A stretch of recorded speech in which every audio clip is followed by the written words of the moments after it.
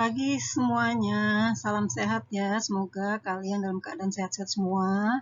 Jangan lupa karena masih pandemi COVID, kemana-mana pakailah masker, menjaga jarak, dan rajin cuci tangan menggunakan sabun dan air mengalir. Oke, nah sekarang saya akan melanjutkan pertemuan kita yang kedua mengenai metodologi penelitian sosial ya. Oke, selamat pagi semuanya, salam sehat. Hari ini saya akan menjelaskan mengenai cara membuat judul penelitian sosial.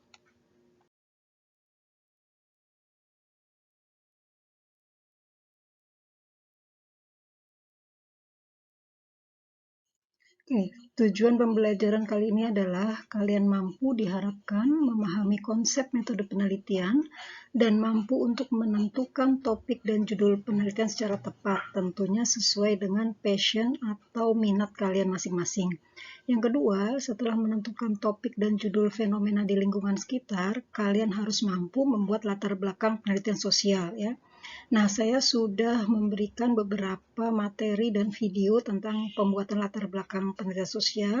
Silahkan disimak dulu, dipelajari, kemudian nanti suatu saat kita ada kesempatan untuk meet, kita diskusi di sana. Pada slide keempat, saya menulis mengenai 3 langkah awal membuat bab 1 proposal penelitian ya. Ini mungkin sebenarnya waktu kelas 10 semester 2 saya sudah memberi tugas untuk membuat proposal penelitian ya. Mungkin ada beberapa hal nanti yang kalian sudah pernah catat di buku catatan dan saya akan ulangi lagi. Yang pertama adalah menentukan masalah. Jadi langkah awal membuat proposal penelitian, satu harus menentukan masalah ya. Nah, sumber mencari masalah penelitian itu bisa dari buku, koran, internet, majalah, TV, media sosial, dan lain-lain ya. Masalah yang paling baik adalah masalah yang ditemukan sehari-hari dalam kehidupan yang berkaitan dengan pekerjaan atau pengalaman kita. Yang ketiga, masalah itu harus menarik untuk diteliti ya. Yang keempat, harus sesuai minat agar peneliti memiliki motivasi tinggi untuk melakukan penelitian ya. Jadi memang mencari judul itu atau mencari topik itu harus dekat dengan kita sendiri. Mungkin hobi kita, mungkin adalah fenomena sosial di lingkungan kita. Nah, tapi tema itu atau masalah itu harus menarik buat kita. Dia harus menarik minat kita. Supaya apa? Supaya kita punya motivasi yang tinggi. Misalnya yang suka musik, silahkan bikin penelitian tentang musik ya, tapi dalam perspektif ilmu sosial. Yang suka menyanyi, silahkan ya. Nah, kemudian masalah itu dituangkan dalam judul atau topik penelitian suatu penelitian. Langkah kedua, menentukan topik penelitian. Ya. Topik itu merupakan masalah pokok permasalahan dari suatu penelitian atau sebagai tema pokok permasalahan. Jadi topik atau tema, topik sama dengan tema ya. Nah, itu pokok permasalahan yang akan kita teliti. Misalnya topik saya untuk meneliti adalah tentang tawuran pelajar, misalnya topiknya ya, tapi nanti harus dikecilkan lagi, dikerucutkan lagi. Penetapan topik sangat penting karena topik lebih menonjolkan inti persoalan dan dapat menegaskan batasan masalah yang dapat membantu mengarahkan dalam menentukan judul ya. Jadi perhatikan ketika membuat topik, nanti di bawah ada syarat-syaratnya. Yang ketiga, merumuskan pertanyaan penelitian ya. Jangan lupa setelah membuat topik, membuat latar belakang masalah, kita harus merumuskan pertanyaan penelitian karena pertanyaan penelitian itulah yang nanti harus dijawab dalam penelitian kita ya. Nah, pertanyaan penelitian dibuat dalam bentuk pertanyaan. Dia menggambarkan hubungan antar variabel yang akan diteliti ya, seperti contoh pengaruh ketidakharmonisan dalam keluarga terhadap perilaku tawuran pelajar ya. Jadi variabelnya ketidakharmonisan keluarga dan tawuran pelajar itu harus ada dalam pertanyaan penelitian. Ini contoh ya. Nah, selanjutnya pertanyaan penelitian itu dikembangkan dalam bentuk pertanyaan-pertanyaan. pertanyaan-pertanyaan ini ya, inilah yang menuntun pencarian data yang diperlukan untuk menjawab permasalahan ya. Jadi pertanyaan penelitian itu penting. Kita membuat bab 2, bab 3, bab 4 sampai kesimpulan. Itu tujuannya adalah untuk menjawab pertanyaan-pertanyaan penelitian di bab 1 ya. Kemudian pertanyaan penelitian itu harus dirumuskan secara tertulis dan menggunakan bahasa yang baik agar tidak terjadi salah tafsir. Bahasanya hati-hati ya, yang baik. Bahasa Indonesia ejaan yang disempurnakan ya. Rumusan masalah dapat terdiri dari beberapa variabel. Sekarang perhatikan slide kelima ya. Syarat menentukan topik penelitian ya. Yang pertama, tadi sudah dibahas ya. Syarat menentukan topik penelitian yang pertama harus sesuai dengan minat peneliti agar hasilnya memuaskan. Kalau kita meneliti itu pada materi atau persoalan-persoalan yang kita nggak minat ya, akhirnya hasilnya sekedarnya. Tapi kalau kita meneliti sesuatu yang memang kita minati, maka hasilnya juga akan lebih bagus ya, lebih mendalam. Yang kedua, peneliti memiliki kemampuan untuk meneliti. Nah, kalian di sini dicoba untuk membuat penelitian ya. Nanti teori-teorinya akan kalian dapatkan di pelajaran sosiologi. Jadi ikuti terus pelajaran sosiologi supaya kalian mudah untuk menerapkan teori dalam penelitian, termasuk itu artinya kalian memiliki kemampuan untuk meneliti. Yang ketiga, data yang tersedia di lapangan itu cukup ya. Saya beri contoh, saya ingin meneliti tentang tawuran pelajar. Nah, datanya cukup apa enggak? Nah, kalau saya punya banyak murid yang pernah tawuran, ada tetangga yang pernah tawuran, nah itu datanya cukup. Tapi misalnya saya mau meneliti tentang benturan bintang di langit, nah datanya nggak susah saya cari, jangan diteliti. Ya. Kemudian yang keempat, topik memiliki kegunaan praktis, bermanfaat, dan penting untuk diteliti. Jadi, topik atau masalah yang akan kita angkat sebagai penelitian itu harus punya kegunaan. Buat apa kita meneliti kalau tidak ada gunanya? Ya. Kemudian yang terakhir, menghindari duplikasi. Jadi nggak boleh nyontek, nggak boleh plagiat. Ya.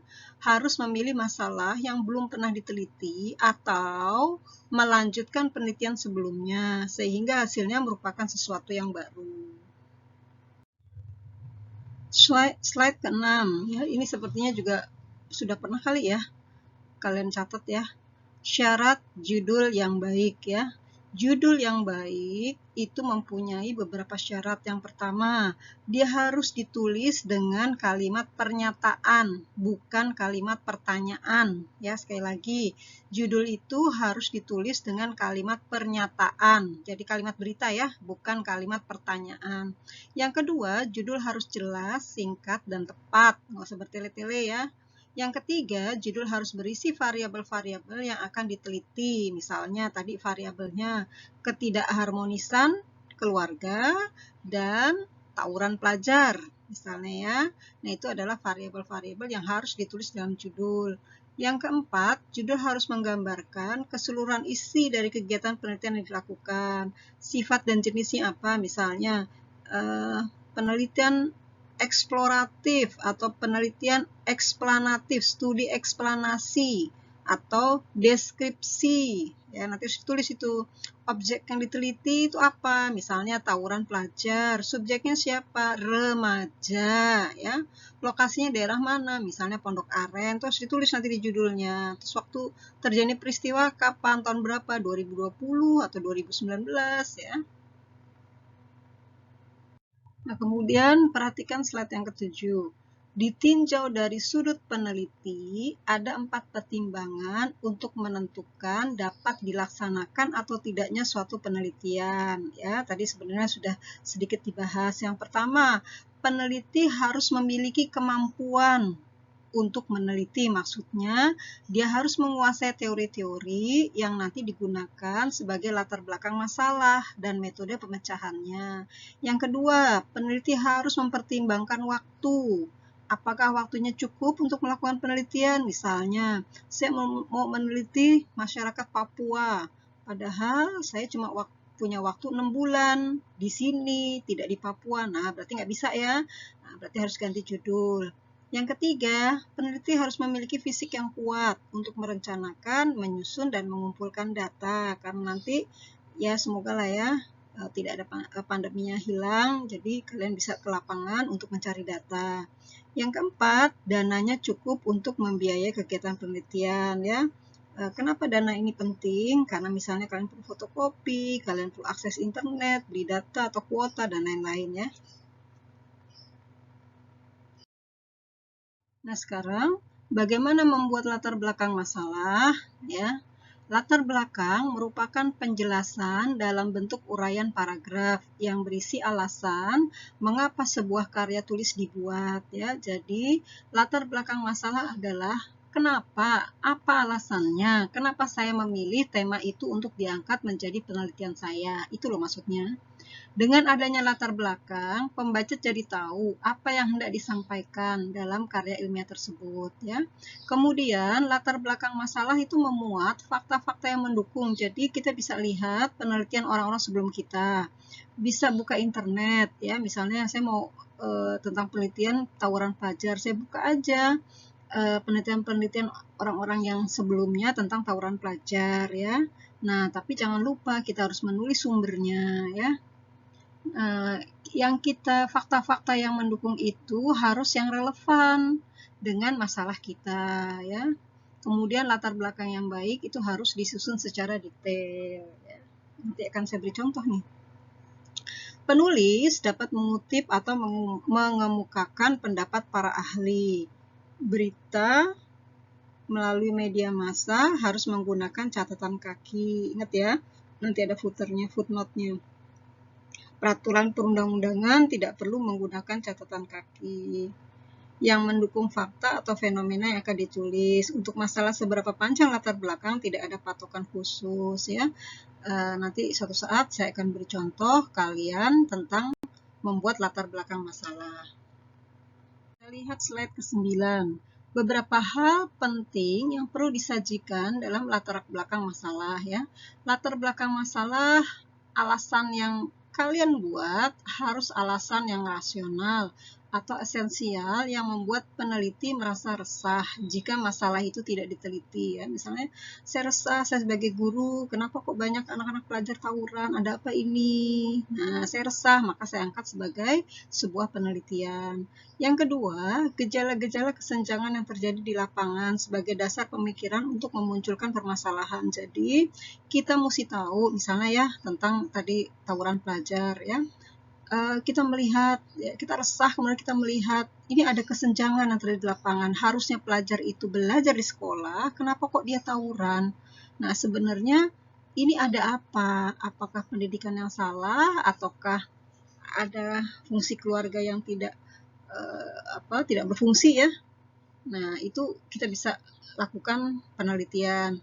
Yang ketiga, kerugian yang mungkin timbul seandainya masalah itu tidak diteliti. Nah, kalau sekarang misalnya pandemi COVID, kenapa para ahli saintik atau ahli obat gitu ya, para ahli sains ya, berlomba-lomba untuk menciptakan obat antivirus COVID-19 ya. Kenapa?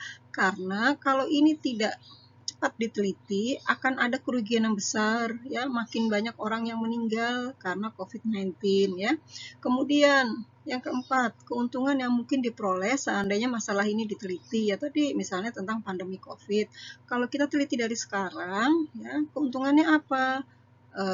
Meminimalisir manusia-manusia yang bisa terjangkit COVID-19 ya. Nah, kemudian penjelasan singkat tentang kedudukan atau posisi masalah yang akan dibahas dalam ruang lingkup studi yang ditekuni penulis. Jadi misalnya, kenapa kok saya tertarik pada tawuran pelajar? Karena saya guru, ya. Adakah cara pembelajaran saya yang salah? Kenapa kok banyak tawuran pelajar? Nah, ini menjadi dasar mengapa masalah itu perlu diangkat sebagai sebuah penelitian.